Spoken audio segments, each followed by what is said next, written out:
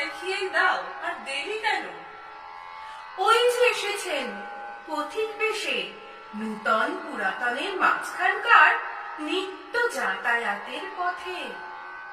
তা তোমার পলাতকা বুঝি পথে পথেই থাকেন?